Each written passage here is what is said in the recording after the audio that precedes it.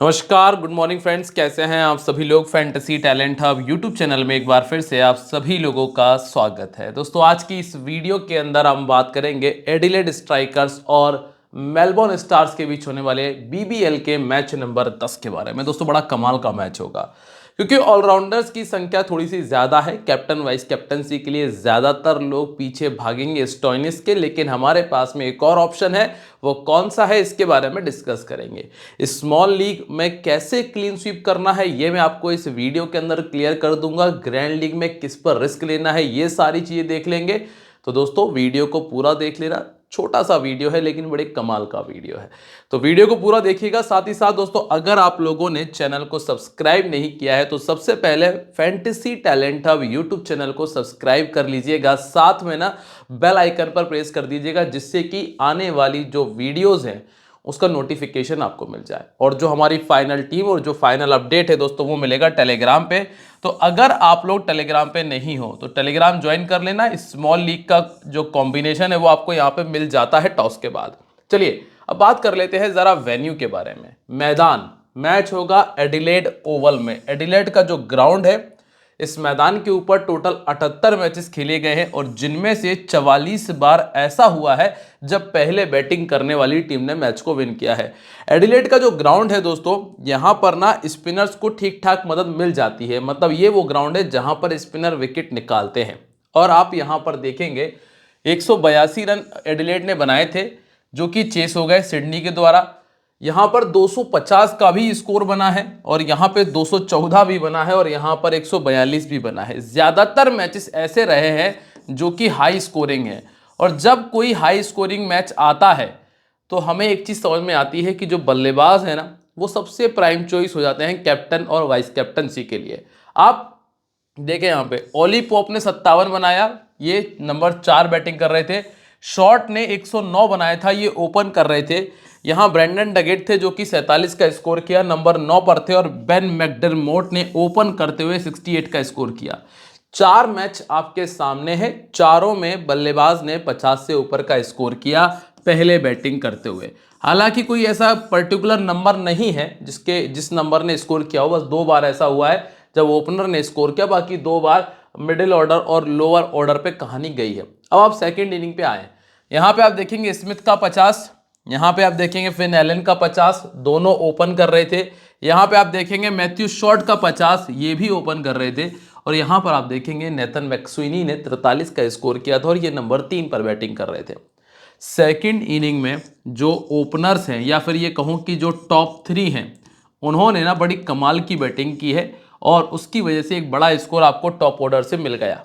और power play में यहाँ पे 37 रन आए थे और 3 विकेट चले गए थे। ज़्यादा बड़ा स्कोर नहीं बना।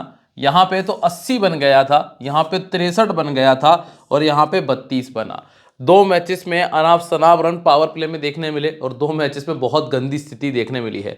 कुल मिलाकर ये ग्राउंड हाई स्कोरिंग तो है, लेकिन ऐसा नहीं है कि पर्टिकुलर आप किसी एक चीज़ को फॉलो कर सको। ठीक है, फिर भी मैं आपसे यही कहूँगा कि आप यहाँ पे ना यस पे ही जाइएगा, नॉट पर ज़्यादा पीछे मत भागना, क्योंकि संभवतः आपको यहाँ पे यस होता हुआ नजर आ जाएगा।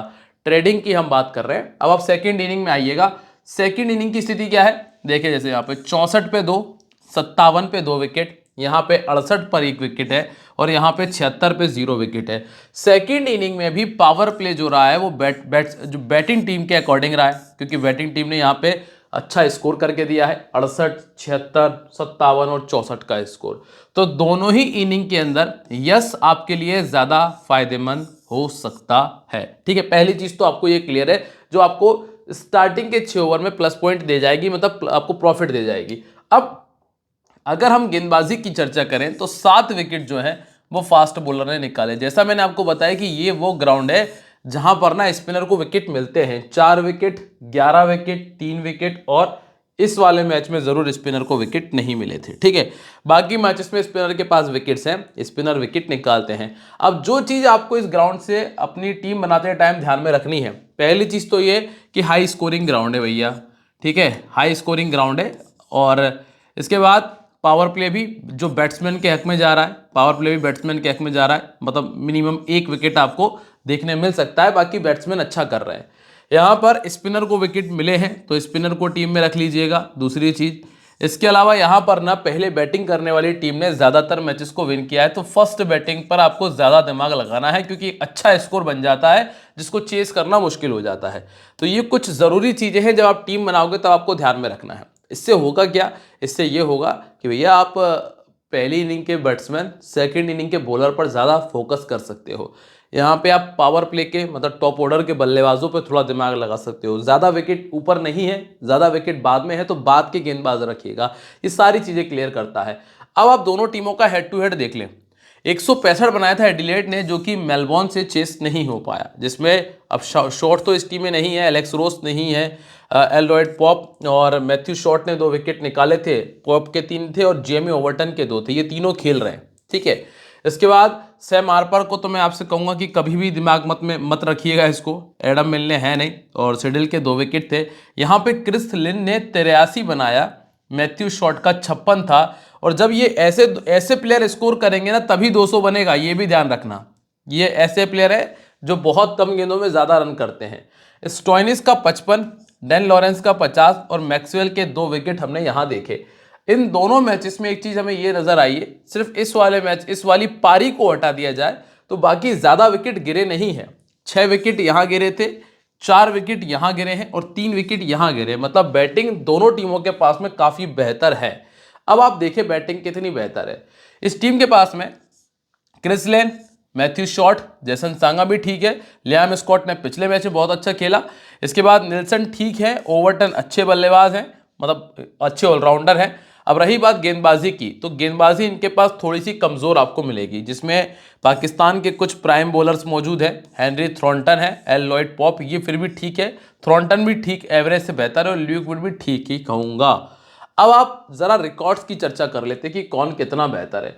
सबसे पहले अगर आप क्रिस लिन का रिकॉर्ड देखेंगे तो 34 का एवरेज इस मैदान पर है इनका, और 5 बार 50 से ऊपर का स्कोर है 22 पारियों में। मतलब हर चौथी इनिंग में इनके बैट से एक 50 निकल कर आ जाता है। अगला नाम जो कि मैथ्यू शॉर्ट का है, जिन्होंने 35 पारी खेली है और 10 बड़े स्कोर बनाए, मतलब हर तीसरी से चौथी इनिंग में इनके बैट से 50 आ जाता है। तो एक चीज तो हमें समझ में आ रही है कि अगर बहुत गंदा दिन ना हो तो इन दोनों में से किसी एक के बल्ले से आप 50 देख लोगे, 50 नहीं तो 40-45 तो देख ही लोगे। तो ये दोनों प्लेयर आपके लिए बहुत हद तक इंपॉर्टेंट होते हैं। जेसन सांगा ने एक ही मैच खेला है, लियाम ने 4 मैचेस खेले हैं, एलेक्स ने 20 मैचेस में 31 का एवरेज है, 250, मतलब 10 इनिंग के बाद में एक 50 आता है। निल्सन का 50 नहीं है और ओवर्टन का भी 50 नहीं है। मतलब कुल मिला के ये 2 बैटर सबसे ज़्यादा इंपॉर्टेंट होते हैं।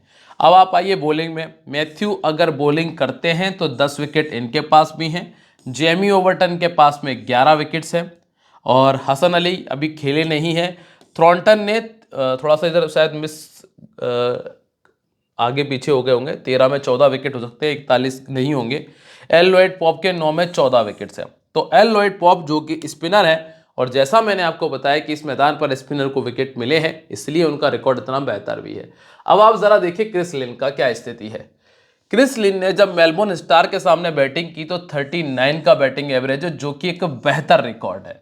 प्लस पिछले एक साल में 37 का एवरेज है। 25 पारी खेलकर इन्होंने बढ़ाए हैं 7 बड़े स्कोर। 7 बड़े स्कोर मतलब समझ रहे हो, हर तीसरी से चौथी इनिंग में एक 50 इनके बल्ले से आया है। तो कुल मिलाकर क्रिस लिन का रिकॉर्ड बेहतर है, टीम में रखा जा सकता है। चूंकि पिछला मैच अच्छा नहीं गया, लेकिन फिर भी कुछ 1-2 मैचेस और देखे जा सकते हैं, और इनको ऑफ स्पिनर परेशान करता है। यहां पे मैक्सवेल है जो कि इस तरह की बॉलिंग करने आ सकते हैं। फिर आप देखोगे मैथ्यू शॉर्ट का नाम। मैथ्यू शॉर्ट आपको कम से कम 2 ओवर की बॉलिंग दे जाएंगे, ठीक है। बैटिंग में ऐसा है कि भैया मेलबोर्न के सामने तो रिकॉर्ड खराब है। पिछले एक साल में 37 का एवरेज है, 35 मैचेस में 12 बड़े स्कोर है, मतलब हर तीसरी इनिंग इनकी जाती है 50 रन के साथ में, और लगभग हर 2 मैच के बाद एक विकेट निकाल जाते हैं। तो ये प्लेयर ना कैप्टनसी की प्राइम चॉइस निकल कर आती है, क्योंकि एक तो रीसेंट रिकॉर्ड बहुत अच्छा है, गेंदबाजी करेंगे, प्लस इस मैदान का रिकॉर्ड अच्छा है। अब आप आइए नंबर 3 जेसन सांगा पे। जेसन सांगा ने T20 क्रिकेट में 33 मैचेस में 6 बड़े स्कोर हैं, मतलब 5 से लेकर 6 इनिंग में एक 50 लगा जाते हैं। एक आपके पास ये ऑप्शन है, ठीक है। एक आपके पास ऑप्शन है, इनको फास्ट बॉलिंग से दिक्कत आती है, रऊफ और थॉमस रोजर्स यहां पर है। एक आपके पास स्कॉट का ऑप्शन है, स्कॉट आपको बॉलिंग भी दे रहे हैं, पिछले मैच का 50 भी है। अभी ज्यादातर लोग ना स्कॉट के पीछे इसलिए भी जा रहे हैं क्योंकि पिछले मैच में 50 बना दिया। तो अगर आप स्मॉल लीग खेल रहे हो ना तो आप स्कॉट को ले सकते हो, इसमें आपको नुकसान नहीं होगा। लेकिन अगर आप जीएल खेल रहे हो और आप रिस्क लेना चाहते हो तो आप जेसन सांघा को ट्राई कर सकते हो, ठीक है। ये चीज आप थोड़ा देख लेना जीएल के अंदर। ऑर्थोडॉक्स में ये 2 बार ऑर्थोडॉक्स के सामने ये पहले भी 2 बार आउट हो चुके हैं। अगला नाम है एलेक्स रोस का। एलेक्स रोस ने 34 इनिंग में 450 है, लगभग हर 9 इनिंग के बाद में, 8 से 9 इनिंग के बाद में 150 इनके बैट से आता है। यहां ना आपको दिमाग नहीं लगाना, क्योंकि इनके बाद एक ऑलराउंडर आते हैं। अगर टॉप ऑर्डर ने अच्छी शुरुआत की तो इनको उतना मौका मिलेगा नहीं, बैटिंग ऑर्डर चेंज हो जाएगा। अगर टॉप ऑर्डर बिगड़ता है तो इनको मौका मिलेगा। तो जब आप टॉप ऑर्डर टीम में रख रहे हो तो सीधी सी बात है, आप यही उम्मीद कर रहे हो कि टॉप ऑर्डर नहीं बिगड़ेगा। इसीलिए इस प्लेयर को अभी छोड़कर हम आते हैं हैरी नीलसन को भी छोड़ रहा हूं, हम आते हैं सीधा जेमी ओवर्टन पे, जो कि यहां पर मौजूद है, जिनके पास में 30 रन और 2 विकेट है। बॉलिंग करेंगे, विकेट टेकर बॉलर है, 38 में 44 विकेट, मतलब हर मैच में 1 विकेट तो कम से कम आता ही आता है। और पहली इनिंग में 14 में 19, सेकंड इनिंग में 24 में 25 विकेट है। और रही बात बैटिंग की, अगर बैटिंग आती है तो 10 15 20 का स्कोर भी मिल जाएगा। अब अगला नाम है ल्यूक वुड। ये है बंदा विकेट टेकर, स्पेशली जब ये पहले बॉलिंग करने आता है तो ज्यादा इफेक्टिव होता है। तो पहले बॉलिंग में ल्यूक वुड को मत छोड़ना। इसके बाद हसन अली, इनके पास 42 विकेट है, लेकिन ज्यादातर मैचेस इनके पाकिस्तान के अंदर है। फिर आप हेनरी थ्रॉन्टन को देखेंगे, 16 में 20 विकेट इनके पास। और L Lloyd pop, leg spinner, 33 inning 42 wicket है। दोनों इनिंग में ठीक ठाक रिकॉर्ड इनके पास में मौजूद है। चूंकि इस मैदान का रिकॉर्ड भी अच्छा है तो पॉप को रखा जा सकता है। बॉलिंग में थोड़ा सा आपको रिस्क उठाना पड़ेगा, क्योंकि बॉलर इतने अच्छे नहीं है कि वन साइडेड हो, और यहाँ पे थोड़ा सा लक का फेवर चलेगा आपका बॉलिंग सेक्शन में। अब आप आइए मेलबोर्न स्टार्स की तरफ। दोस्तों अगर आपको ना वीडियो अच्छा लगे, अगर आपको लग रहा है कि यार बंदा कुछ लॉजिकली बातें कर रहा है, समझा रहा है, जो भी बातें कर रहा है अगर दिमाग के अंदर भी जा रही हो, ऊपर से भी जा रही हो, नीचे से भी जा रही हो, तो भी लाइक और कमेंट कर देना, क्योंकि मुझे थोड़ा सा अच्छा लगता है कि यार मेहनत करने का, कि यार ठीक है रिफंड मिल रहा है। अब यहाँ देखिए आप, अब मेलबोर्न स्टार्स की चर्चा कर रहे हैं हम। और हाँ, टेलीग्राम जिन लोगों ने भी ज्वाइन नहीं किया ना, टेलीग्राम ज्वाइन करो। देखो 50 फालतू टेलीग्राम ज्वाइन कर रखे होंगे, लेकिन एक काम का टेलीग्राम अगर मिल रहा है तो उसे ज्वाइन करने में समस्या है, उसको ज्वाइन नहीं करोगे। जॉय क्लर्क ओपन करेंगे थॉमस रोजर्स के साथ में। इसके बाद कैंपाबेल है, फिर मैक्सवेल। पॉसिबल है कि बैटिंग ऑर्डर चेंज हो सकता है, ठीक है, ये बैटिंग ऑर्डर फिक्स नहीं है, ध्यान रखना, क्योंकि डिपेंड करेगा ये मैच के कैप्टन के ऊपर और मैच की कंडीशन के ऊपर। मार्कस स्टोइनिस, सैम हार्पर, फिर हिल्टन कार्टराइट। वैसे नॉर्मली हिल्टन कार्टराइट यहाँ बैटिंग करते हैं, लेकिन जब इस टीम में आते हैं तो 7वें नंबर पे बैटिंग करते हैं। Tom Curran, Tom Rogers, Peter Siddle, Swepson, और इसके अलावा हारिस रऊफ मौजूद है। हारिस रऊफ नॉर्मली ऑस्ट्रेलिया में अच्छा करते हैं, ये ध्यान रखिएगा, ऑस्ट्रेलिया में रऊफ का जलजला है। अब आप देखिए जॉय क्लर्क। जॉय क्लर्क ने 2 मैच खेलकर 51 बनाया, 25 का एवरेज है। थॉमस का रिकॉर्ड थोड़ा ज़्यादा खराब है। कैंपबेल कैलावे का 1 में 9 है। मैक्सवेल के पास में 150 और स्टोइनिस के पास में है 350। कितने मैचेस में? 8 मैचेस में, मतलब लगभग हर तीसरी पारी में 150 इस मैदान पर इनके बैट से निकला है। बाकी नीचे के प्लेयर इतने कुछ खास है नहीं। बॉलिंग की बात करोगे तो करन के पास में 5, सिडल के पास में 38 में 56 विकेट हैं, स्विप्सन के पास में 8 में 7 विकेट हैं। अब आप सीधा आ जाइए पहले थॉमस रोजर्स पे। एवरेज है 20 का, 1 बार 50 बना दिया है, वो भी इन्होंने कब? सेकंड बैटिंग करते हुए किया है। हाल फिलहाल में मैं थॉमस को छोड़ रहा हूँ। इनको लेफ्ट आर्म मीडियम से परेशानी, इनको ऑर्थोडॉक्स से दिक्कत, इनको ऑफ स्पिन से समस्या।